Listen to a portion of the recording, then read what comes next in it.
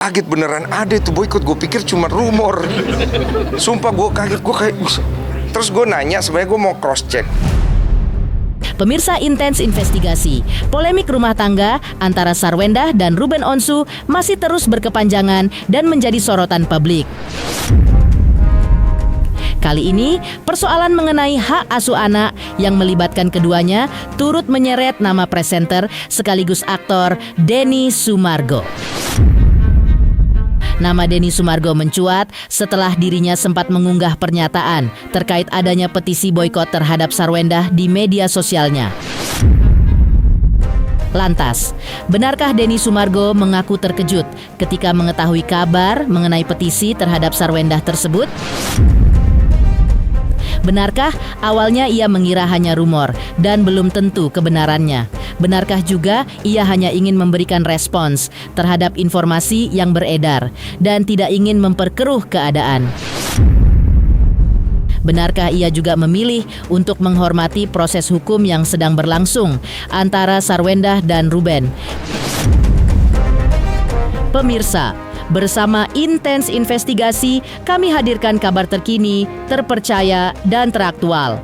Tetapi sebelumnya, jangan lupa untuk like, subscribe, dan juga share channel YouTube ini.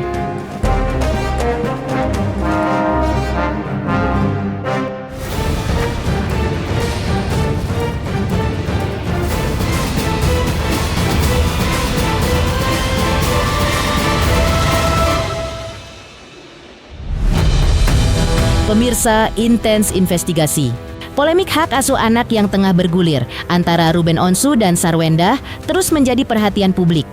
Perkembangan kasus tersebut tidak hanya memicu perdebatan di media sosial, tetapi juga menyeret nama aktor sekaligus podcaster Denny Sumargo.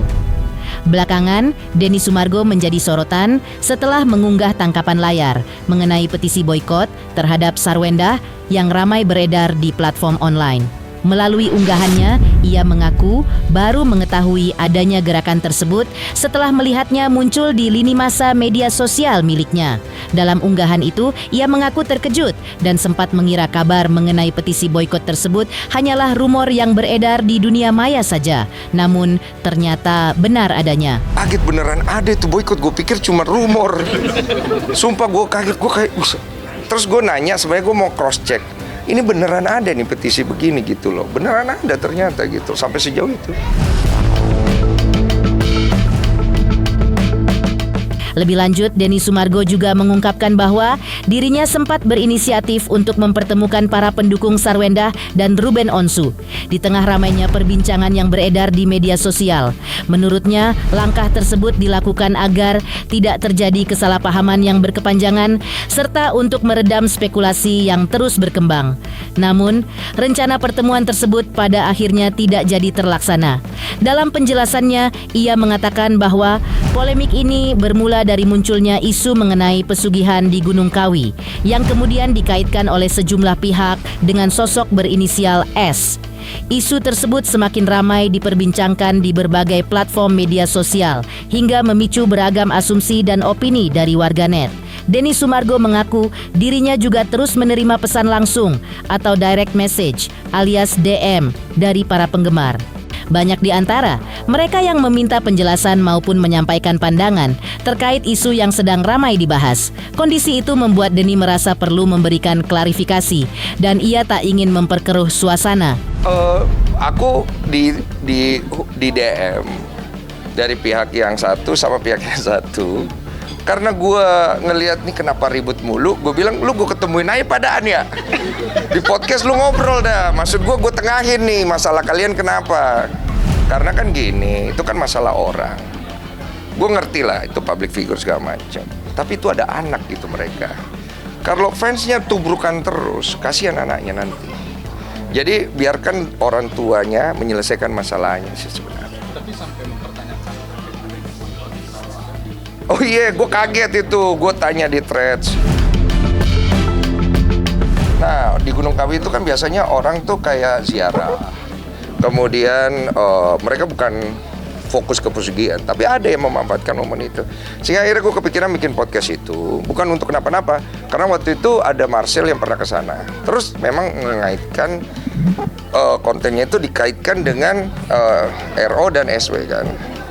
Tapi sebenarnya gue bukan kesana arahnya. Sebenarnya lebih kepada keresahan masyarakat di Gunung Kawi yang merasa bahasanya gini, kami tuh merasa bahwa Gunung Kawi adalah gunung paling terfitnah di dunia gitu. Gitu. Tapi sebenarnya mereka juga setuju bahwa memang kegiatan ada di beberapa titik, ada tuh kegiatan pesugihan-pesugihan gitu. Walaupun tidak semua pesugihan itu benar berhasil. Denny Sumargo juga turut memberikan tanggapan terkait isu hak asuh anak yang melibatkan Ruben Onsu dan Sarwenda. Menurutnya, persoalan tersebut merupakan urusan yang sangat pribadi, sehingga sebaiknya tidak menjadi bahan spekulasi maupun perdebatan yang berlebihan di ruang publik. Ia juga mengatakan bahwa tidak ada orang tua yang benar-benar sempurna dalam menjalankan perannya. Setiap keluarga memiliki tantangan dan dinamika yang berbeda. Menurutnya, isu hak asuh anak merupakan hal yang sangat sensitif karena menyangkut masa depan dan kondisi psikologis anak. Oleh karena itu, ia berharap masyarakat dapat lebih bijak dalam memberikan komentar maupun menyebarkan berbagai informasi yang belum tentu benar. Ia juga berharap semua pihak dapat menghormati proses yang sedang berjalan dan memberikan ruang privasi bagi keluarga Ruben Onsu dan Sarwenda untuk menyelesaikan persoalan mereka dengan baik. Sebenarnya kasus ini sensitif ya jadinya. Gue aja bingung gitu mau memposisikan diri di mana gitu. Gue lagi pengen ngejelasin tentang pesugihan nyangkut ke sono. Terus ada yang bilang gue jadinya bela yang ini, bela yang itu. Sebenarnya dua-dua teman dan kenal gitu loh. Kalau gue pribadi sebenarnya berharap dua-dua itu bisa selesai urusannya kan. Karena kan tidak ada orang tua yang sempurna. Ada orang kan pasti ada kurang. Dua-dua ada kurang, dua-dua ada lebih lah. Tapi kan anak, jadi bisa selesai. Jadi jangan terlalu banyak masuk ke dalam juga gitu. Selanjutnya, dikenal lewat podcast yang kerap menghadirkan dialog untuk membahas berbagai persoalan, Denny Sumargo mengaku belum memiliki rencana untuk mempertemukan ataupun mendamaikan Sarwenda dan Ruben Onsu. Menurutnya, tidak semua persoalan yang menjadi perhatian publik akan dibahas atau dimediasi melalui podcast yang dipandunya. Ia menjelaskan bahwa dalam sejumlah kasus, inisiatif untuk hadir sebagai narasumber justru datang dari pihak yang bersangkutan. Karena itu, ia menegaskan dirinya tidak secara aktif menghubungi tokoh-tokoh yang tengah menjadi sorotan publik untuk dipertemukan dalam satu forum. Ia menilai setiap persoalan memiliki dinamika dan pendekatan yang berbeda, sehingga tidak semuanya dapat diselesaikan melalui sebuah perbincangan di podcast, dan takut salah langkah mengingat selama ini kontennya memang berorientasi kepada uang. Gue sih nggak ada rencana menengahi. Gue nggak berani. Nggak ada gue nggak ada rencana gue. Jangan kalian tambah-tambahkan ya. Udah biarin aja. Karena gini, untuk kasus-kasus kayak gitu, gue tuh biasanya tidak menghubungi. Kalau orang yang menghubungi, baru kita coba respon. Kenapa? Karena kita nggak mau salah langkah sebenarnya. Takut gue nanti jadinya gue terlalu gini loh. Gue tahu gue bikin konten tuh cari cuan. Tapi kan nggak semuanya itu orientasinya di cuan juga gitu. Kalau ibaratnya gue mungkin punya tujuan untuk membantu, tapi kan orang pikirnya, oh cuan. Jadi gue juga jadi serba salah. Selanjutnya, sidang perdana gugatan peralihan hak asuh anak yang digugat oleh Ruben Onsu sudah berlangsung kemarin. Lalu benarkah Sarwenda tampak hadir didampingi kuasa hukumnya? Benarkah kehadirannya di Pengadilan Negeri Jakarta Selatan itu demi mempertahankan hak asuh anak yang kini ada di tangannya? Halo, saya Denny Darto yang mengucapkan selamat untuk Intens Investigasi yang road to 4 juta subscribers, luar biasa. Dan ini semua berkat dukungan kalian yang terus menyaksikan dan setia untuk menonton Intens Investigasi dan tayangan saya di kanal ini. Terus saksikan Intens Investigasi di 5 juta, 6 juta, 7 juta subscribers dan seterusnya. Terima kasih, sampai jumpa.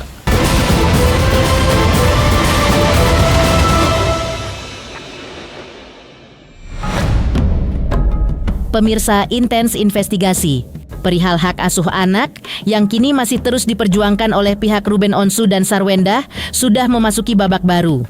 Sidang perdananya sudah digelar 15 Juli kemarin. Di sidang dengan agenda administratif itu, Sarwenda hadir sebagai bentuk kepatuhannya terhadap prosedur hukum yang telah ditetapkan. Dalam kesempatan tersebut, Sarwenda pun tetap menunjukkan sikap tenang dan kooperatif selama mengikuti jalannya persidangan. Baginya, proses hukum yang dijalani merupakan bagian dari tanggung jawab yang harus dihormati dan dijalankan sesuai aturan yang berlaku. Meski tengah menghadapi proses persidangan, Sarwenda menegaskan bahwa perhatian utamanya tetap tertuju kepada kedua putrinya. Ia ingin memastikan kondisi dan kebahagiaan anak-anaknya tetap menjadi prioritas di tengah situasi yang sedang dihadapi. Sarwenda pun berharap seluruh proses dapat berjalan dengan baik dan sesuai dengan ketentuan yang berlaku. Handphone. Panggilan pertama sidang saya, jadi saya sebagai yang baik hadir di sini. Agak kenceng sih, maaf. Sidangnya terlaksana di pengadilan negeri Jakarta. Dan sebagai seorang ibu, dari dulu sampai sekarang tidak pernah berubah saya, yaitu membuat kebahagiaan anak, membuat anak merasa nyaman. Jadi ya doakan semoga proses sidangnya bisa berjalan dengan lancar untuk kebahagiaan anak. Terima kasih.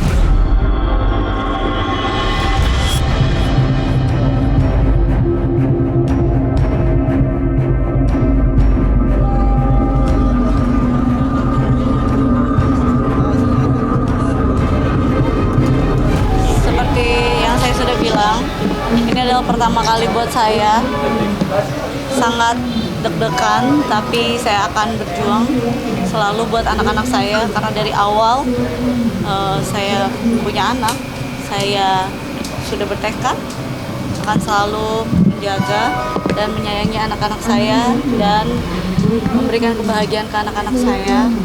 Jadi semoga segala sesuatu prosesnya berjalan dengan lancar. Saya juga selaku warga Indonesia, warga negara Indonesia yang baik, saya datang untuk memenuhi panggilan pertama dan semoga segala sesuatunya berjalan dengan lancar demi kebahagiaan anak-anak. Lebih lanjut, pihak Sarwenda menegaskan bahwa kliennya tidak akan main-main dalam memperjuangkan hak asuh anak. Kehadiran Sarwenda dalam proses persidangan juga menjadi salah satu bentuk komitmennya untuk mengikuti seluruh tahapan hukum yang sedang berjalan. Ia disebut ingin menunjukkan bahwa dirinya siap memperjuangkan hak asuh anak dengan cara yang sesuai dengan aturan dan prosedur yang berlaku. Pihak Sarwenda berharap proses persidangan dapat berjalan secara objektif dan menghasilkan keputusan yang terbaik bagi anak-anak. Mereka juga menegaskan bahwa fokus utama dalam perkara ini adalah memastikan kesejahteraan, kenyamanan, serta masa depan anak tetap menjadi prioritas utama. Dengan hadir secara langsung di persidangan, Sarwenda menunjukkan kesungguhannya dalam menghadapi proses hukum yang tengah berlangsung dan demi melindungi mental anak-anak dari proses hukum yang berjalan. Bahwa klien kami, Sarwenda, sangat siap menghadapi proses persidangan ini. Dan kesiapan beliau itu lahir dari satu komitmen tunggal yang mana demi memastikan kesejahteraan, kepentingan terbaik bagi anak dan juga masa depan anak-anaknya bisa terlindungi. Sebagai seorang ibu, klien kami ini fokus kepada menjaga mental dan tumbuh kembang anak-anaknya. Klien kami sangat siap mengikuti seluruh tahapan persidangan dengan kooperatif, transparan, dan juga penuh itikat baik. Semuanya demi apa? Demi melindungi mental anak-anak dari proses hukum yang berjalan ini. Selanjutnya, jika Sarwenda hadir di sidang perdana gugatan peralihan hak asuh anak, maka Ruben Onsu tidaklah hadir, di mana agenda sidang kemarin adalah pemeriksaan legal standing atau kedudukan hukum para pihak beserta kuasa hukumnya. Lantas, seperti apa Ruben buka suara mengenai sidang perdana peralihan hak asuh anak yang disampaikannya lewat sosial media? Halo, saya Denny Darto yang mengucapkan selamat untuk Intens Investigasi yang road to 4 juta subscribers, luar biasa, dan ini semua berkat dukungan kalian yang terus menyaksikan dan setia untuk menonton Intens Investigasi dan tayangan saya di kanal ini. Terus saksikan Intens Investigasi di 5 juta, 6 juta, 7 juta subscribers, dan seterusnya. Terima kasih, sampai jumpa.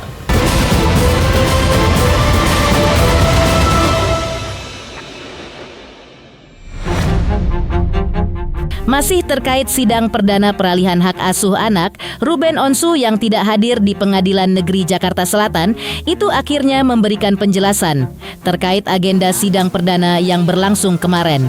Melalui unggahan di media sosial pribadinya, Ruben menyampaikan bahwa sidang tersebut masih berada pada tahap awal dan belum masuk ke pokok perkara, sehingga Ruben cukup diwakili oleh kuasa hukumnya saja. Beginilah postingan Ruben di akun media sosialnya terkait agenda sidang perdana tersebut. Agenda sidang hari ini adalah pemeriksaan legal standing atau kedudukan hukum para pihak beserta kuasa hukumnya. Setelah pemeriksaan tersebut dinyatakan lengkap, majelis hakim akan menetapkan bahwa perkara akan dilanjutkan ke tahap mediasi sesuai dengan peraturan yang berlaku. Selanjutnya, dalam persidangan hari ini, majelis hakim akan menetapkan jadwal pelaksanaan mediasi serta menunjuk mediator dalam perkara ini. Seharusnya hal ini sudah dijelaskan oleh tim lawyer kepada klien tentang agenda sidang pertama. Semoga penjelasan ini dapat menjawab pertanyaan kalian hari ini tentang sidang pertama. Insya Allah semoga yang terbaik. Terima kasih semua. Sidang perdana ini menjadi langkah awal dari rangkaian proses persidangan berikutnya. Selanjutnya, para pihak akan mengikuti agenda-agenda lanjutan sesuai dengan jadwal yang telah ditetapkan oleh majelis hakim. Demikian pemirsa, kabar terkini, terpercaya, dan teraktual yang kami hadirkan hari ini. Pemirsa Intens Investigasi, jangan lupa saksikan terus Intens Investigasi. Dan pastikan jangan lupa untuk like, subscribe, share, dan juga komen